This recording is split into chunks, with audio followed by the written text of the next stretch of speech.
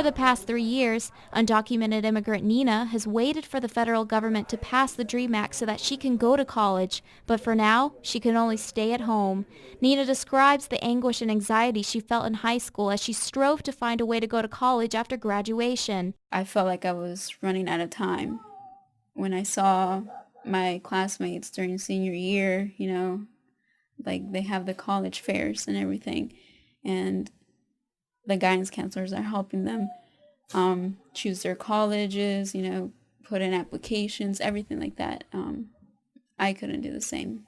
And I recruited teachers. I would tell them, the teachers that I trusted, could you help me, please? And they felt like they couldn't help me either because they had no idea how. President of the Harvest of Hope Foundation, Phil Kellerman, says that 80% of the people who contact him for help are undocumented workers whose children are graduating or will graduate from high school and need a way to go to college.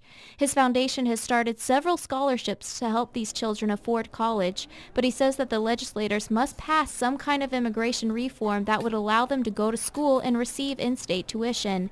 Kellerman says that even if Nina gets deferred action so that she can have a 2-year work permit to remain in the United States legally, she still wouldn't be able to afford college. I think she's got a 95% chance of getting deferred action. What are the chances that Santa Fe College will give her in-state tuition? We're waiting on the letter. We just got a letter saying they're looking at her case. It depends on how they view it. I'm keeping my fingers crossed that they do. But there are many others that really could use the state to say, okay, we believe in the education of all children, and we believe that all children can be contributing, tax-paying members of our state.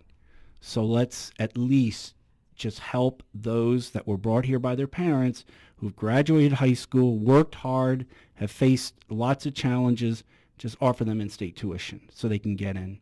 Unless she receives financial aid or can pay in-state tuition, Nina can't go to school. She says a bill like the DREAM Act and the immigration reform of President Barack Obama must pass or else she will feel like her entire schooling was just a waste. They told me that I did qualify for Bright Futures and the scholarship, and it was mine, but I couldn't claim it. It couldn't be mine if I didn't qualify for financial aid. And of course I don't, because I'm not legal here. And it's just horrible. It made me feel bad. It made me feel like I wasn't good enough. My whole high school career was a waste because I tried so hard, and that was me for 4 years. And what kept my hope alive during those 4 years was my parents saying, hopefully the government or something changes, but it never did. Alongside Kellerman, Nina's father has helped in any way he can to help her at least receive deferred action, but he can't do as much as he would like since he is an undocumented immigrant as well. I try to do all I can to help her. I'm getting a hard time to get all the papers she needed to get the DREAM Act action, and I tried everything I can to help her. That's what I'm doing right now.